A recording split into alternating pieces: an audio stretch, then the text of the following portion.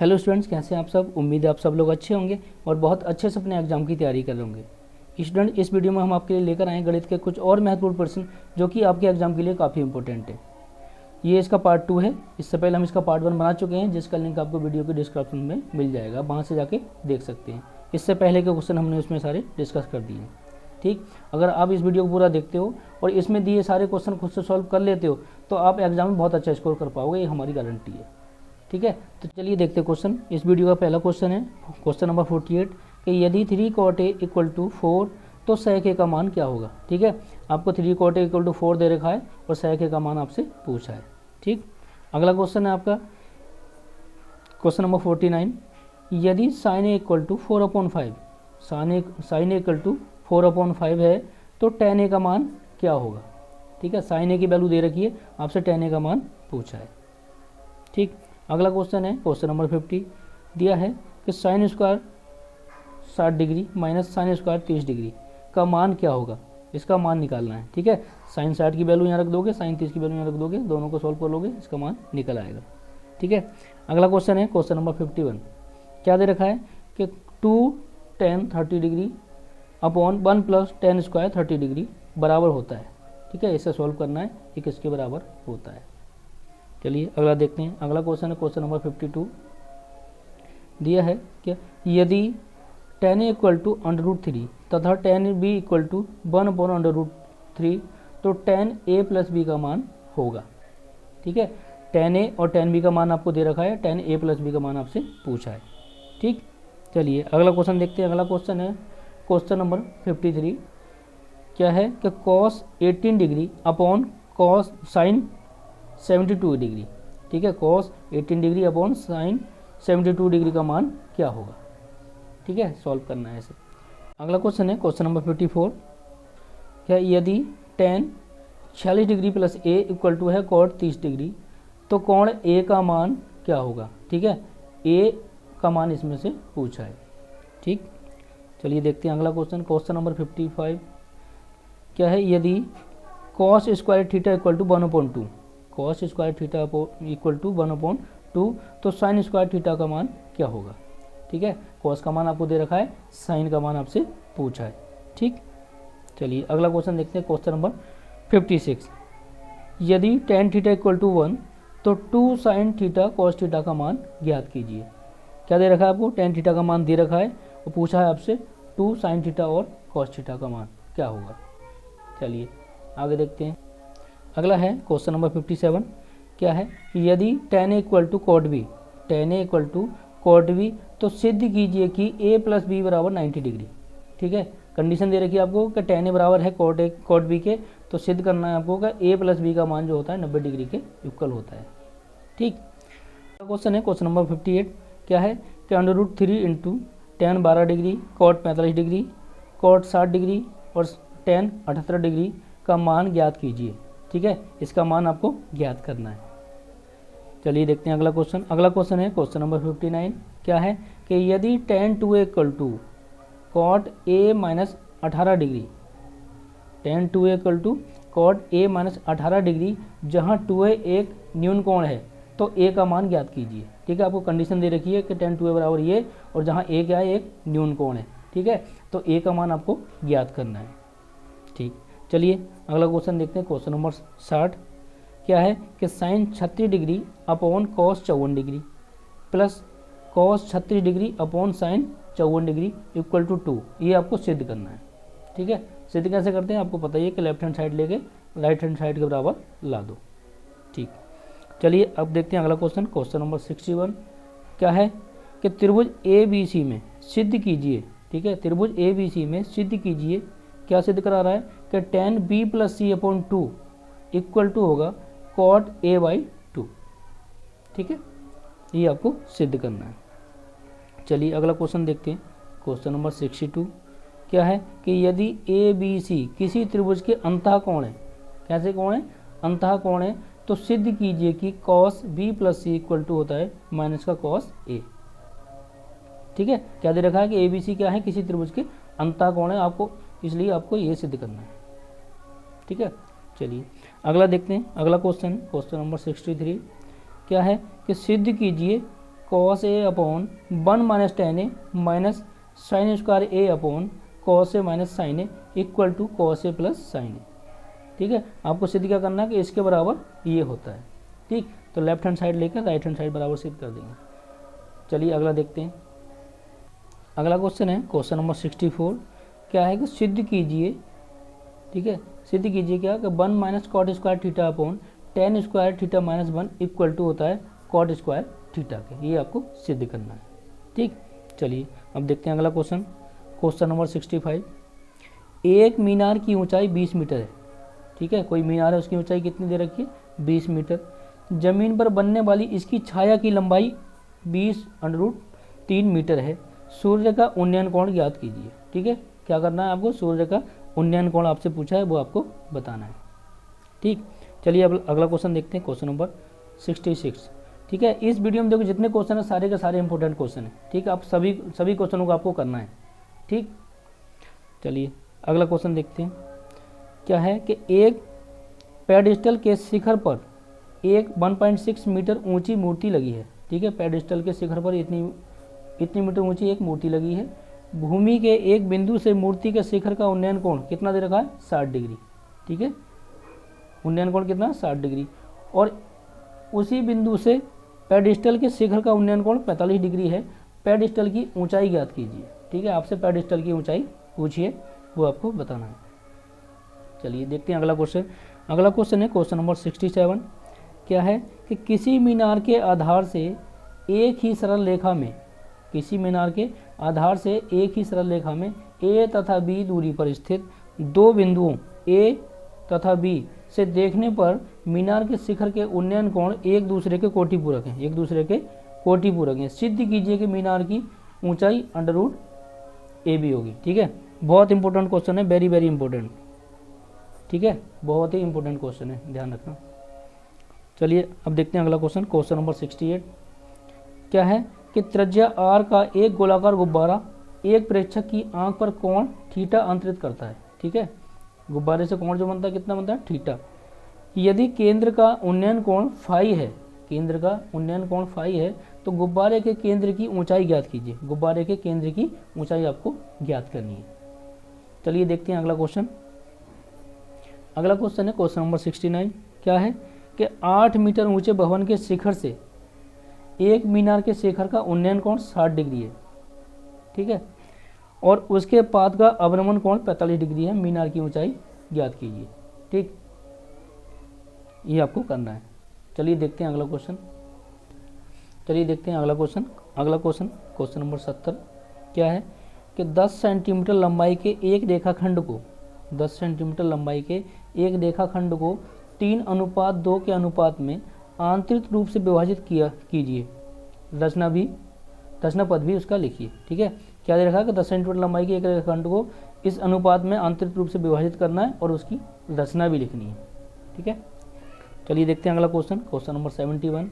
क्या है कि 4.5 सेंटीमीटर और 6 सेंटीमीटर भुजाओं वाले एक त्रिभुज की रचना कीजिए। त्रिभुज की रचना कीजिए होगा ना, की रचना कीजिए और फिर इसके समरूप एक अन्य त्रिभुज की रचना कीजिए जिसकी भुजाएं दिए हुए त्रिभुज की संगत भुजाओं की कितनी हो, 2/3 हो। ठीक है, चलिए देखते हैं अगला क्वेश्चन। अगला क्वेश्चन आपका क्वेश्चन नंबर 72। क्या है कि एक त्रिभुज ABC बनाइए। ठीक है, एक त्रिभुज ABC बनाइए जिसमें BC बराबर है 6 सेंटीमीटर, AB बराबर है 5 सेंटीमीटर और कोण ABC बराबर कितना दे रखा है आपको, 60 डिग्री। ठीक है, फिर एक त्रिभुज की रचना कीजिए जिसकी भुजाएं त्रिभुज ABC की संगत भुजाओं की कितनी गुनी हो, 3/4 गुनी हो। ठीक है, काफ़ी इंपॉर्टेंट क्वेश्चन है, कर लेना। ठीक है, चलिए देखते हैं अगला क्वेश्चन। अगला है क्वेश्चन नंबर 73। क्या है कि 5 सेंटीमीटर त्रिज्या के एक वृत्त पर ऐसी दो स्पर्श रेखाएं खींचिए जो परस्पर 60 डिग्री के कोण पर झुकी हों। रचना के पद भी लिखिए। ठीक है, क्या करना है, 5 सेंटीमीटर त्रिज्या का एक वृत्त खींचना है और उस पर क्या, दो स्पर्श रेखाएं खींचनी है जो कि आपस में क्या हो, 60 डिग्री के कोण पर झुकी हो। ठीक, चलिए देखते हैं अगला क्वेश्चन। अगला क्वेश्चन है आपका क्वेश्चन नंबर 74। क्या है कि 4 सेंटीमीटर त्रिज्या का एक वृत्त खींचिए। 4 सेंटीमीटर त्रिज्या का एक वृत्त खींचिए। इस पर ऐसी दो स्पर्श रेखाएं खींचिए जो एक दूसरे से 60 डिग्री के कोण पर प्रतिच्छेदित करती हूँ। रचना के चरण लिखिए। ठीक है, दोनों सवाल एक जैसे ही है। यहाँ त्रिज्या केवल दे रखी है 5 सेंटीमीटर और इसमें दे रखी है आपको 4 सेंटीमीटर। ठीक, और ये सवाल आते हैं। ठीक है, इंपॉर्टेंट डालना, वेरी वेरी इंपॉर्टेंट। ठीक है, आते ही हैं। चलिए देखते हैं अगला है क्वेश्चन नंबर 75। क्या है कि त्रिज्याओं 3 सेंटीमीटर और 5 सेंटीमीटर वाले दो संकेंद्रीय का मतलब होता है जिसका केंद्र एक ही हो, वृत्त खींचिए। बाहरी वृत्त पर एक बिंदु लेकर उससे दूसरे वृत्त की स्पर्श रेखाओं के युग्म की रचना कीजिए। ठीक है, स्पर्श रेखा खींचकर उसके युग्म की रचना करनी है। एक स्पर्श रेखा की लंबाई मापिए तथा वास्तविक परिकलन से इसका सत्यापन भी कीजिए। सत्यापन भी करना है आपको। ठीक है, चलिए अगला देखते हैं। अगला क्वेश्चन नंबर 76 क्या है कि 8 सेंटीमीटर लंबा एक रेखाखंड ए बी खींचिए। 8 सेंटीमीटर लंबा एक रेखाखंड ए बी खींचिए।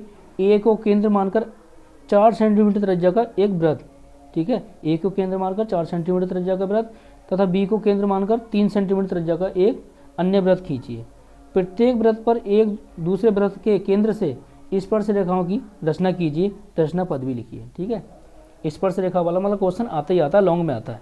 ठीक है, तो थोड़ा ध्यान से कर लेना। ठीक, अगला क्वेश्चन है कि एक घड़ी की मिनट की सुई 8 सेंटीमीटर लंबी है।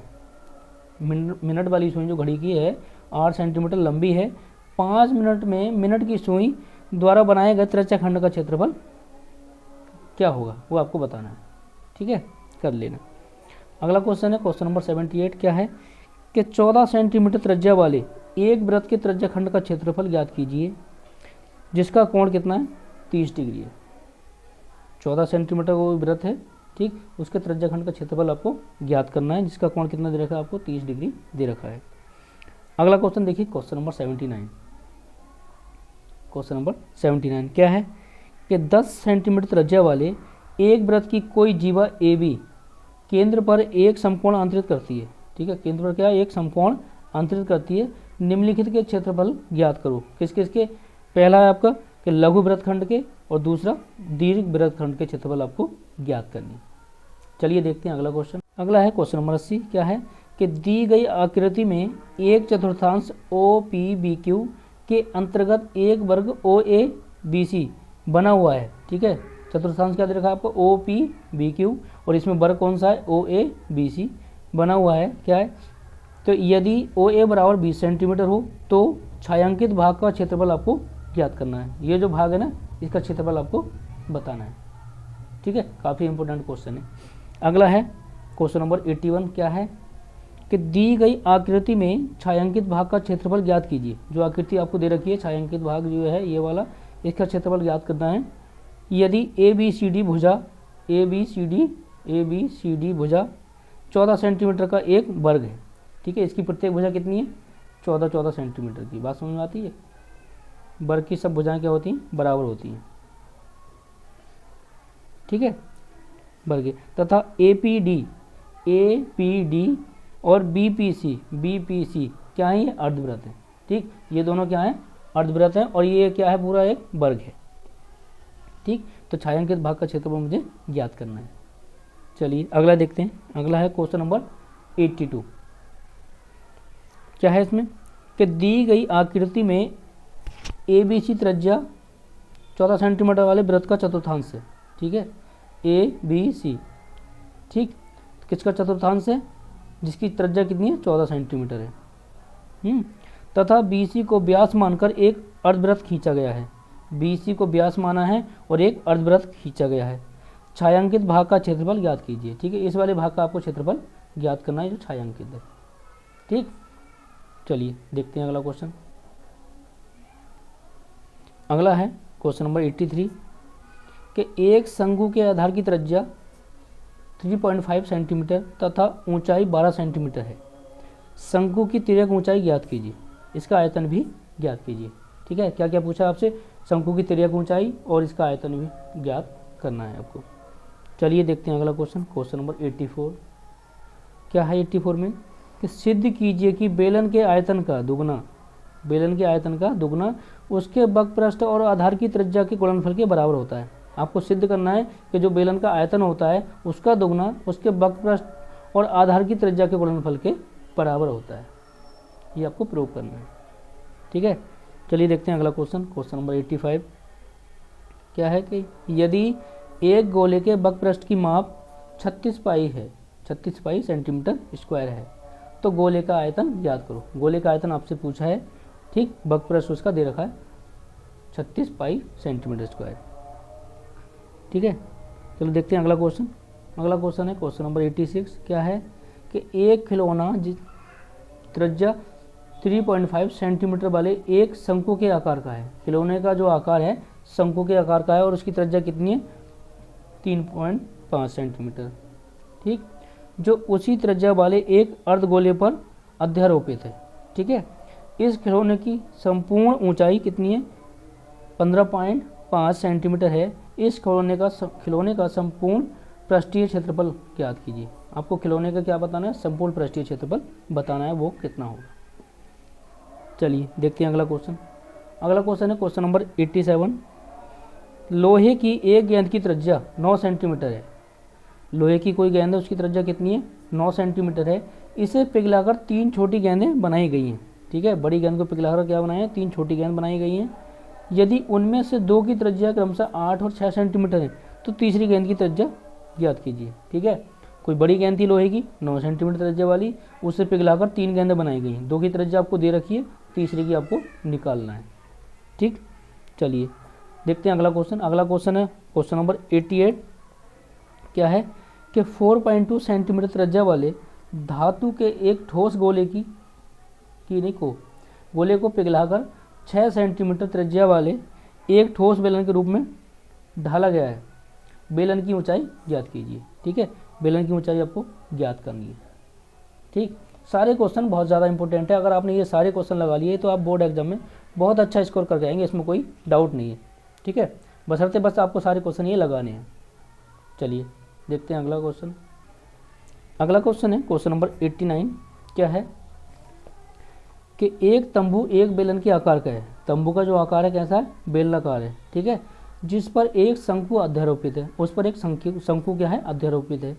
यदि बेलनाकार भाग की ऊंचाई और व्यास क्रमशः 2.1 मीटर और 4 मीटर हैं तथा शंकु की तिर्यक ऊंचाई 2.8 मीटर है, तो इस तंबू को बनाने में प्रयुक्त कैनवास का क्षेत्रफल ज्ञात कीजिए। लॉन्ग में आता है, ठीक है। बहुत अच्छा क्वेश्चन है, ठीक। कैनवास का क्षेत्रफल आपको ज्ञात करना है।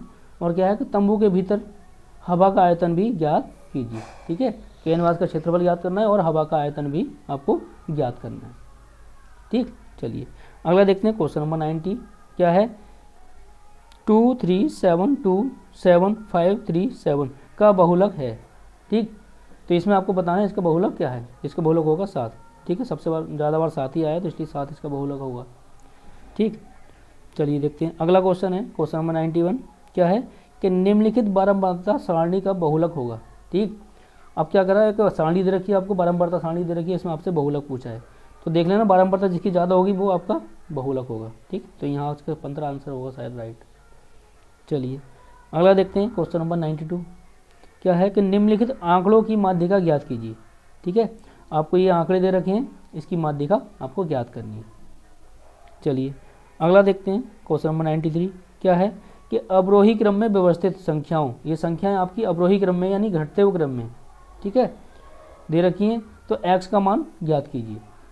और क्या दे रखा है? इसका माध्यिका इसकी दे रखी है, कितनी है? 25 है, ठीक है। तो x का मान ज्ञात करना है। आपको ये संख्या दे रखी है, ठीक है, इसकी माध्यिका आपको दे रखी है 25, तो x का मान आपको इसमें ज्ञात करना है, कर लेंगे। चलिए देखते हैं अगला है क्वेश्चन नंबर 94। क्या है कि निम्नलिखित सारणी से माध्यिका ज्ञात कीजिए, ठीक है। आपको सारणी दे रखी है, 4 दे रखे हैं, 12, 8, 10, 9, 5, 7, 3 और बारंबारता दे रखी है इनकी 4, 3, 8, 1, 6, 8, 6, ठीक है। इसमें क्या करना है? आपको माध्यिका इसकी बतानी है, ठीक। चलिए अगला देखते हैं। अगला क्वेश्चन है क्वेश्चन नंबर 95। क्या है कि निम्नलिखित बारंबारता सारणी से माध्यिका ज्ञात कीजिए, ठीक है। अब बारंबारता सारणी आपको दे रखी है, इसमें माध्यिका आपसे फिर पूछिए। इसमें दे रखा है वर्ग अंतराल। वर्ग अंतराल कितना है इसका? 0 से 10, 10 से 20, 20 से 30, 30 से 40, 40 से 50। बारंबारता दे रखी है इसकी 0 से 10 के बीच 4, 10 से 20 में 13, 20 से 30 में 18 और 30 से 40 में 9 और 40 से 50 में 6। आपको इसकी माध्यिका बतानी है। चलिए देखते हैं अगला सवाल। इस वीडियो का लास्ट क्वेश्चन है ये, क्वेश्चन नंबर 96 क्या है कि निम्नलिखित बारंबारता बंटन का माध्य कितना है? 50 है। ठीक है, इसका माध्य दे रखा है आपको 50, परंतु 20 से 40 और 60 से 80 वर्गों की बारंबारता क्रमशः F1 और F2 हैं। ठीक, क्या है ये? ज्ञात नहीं है। ये बारंबारता ज्ञात कीजिए यदि सभी बारंबारताओं का योग 182 है। कितना? 120 है। ठीक है, कितना है? 120। क्वेश्चन है क्वेश्चन नंबर 96 क्या है कि निम्नलिखित बारंबारता बंटन का माध्य कितना है? 50 है, परंतु 20 से 40 और 60 से 80 वर्गों की बारंबारताएं F1 और F2 ज्ञात नहीं है। ठीक है, ये जो बारंबारताएं ज्ञात नहीं है, ये बारंबारताएं ज्ञात कीजिए यदि सभी बारंबारताओं का योग कितना? 120 है। ठीक है, सभी बारंबारताओं का योग आपको दे रखा है 120, आपको F1 और F2 का मान ज्ञात करने हैं। ठीक है, उम्मीद करना आपको वीडियो अच्छी लगी होगी। वीडियो अच्छी लगी तो वीडियो को लाइक करना, चैनल को सब्सक्राइब करके बेल आइकन को दबा देना, ताकि हमारी आने वाली हर वीडियो का नोटिफिकेशन आप तक जरूर पहुंचता रहे।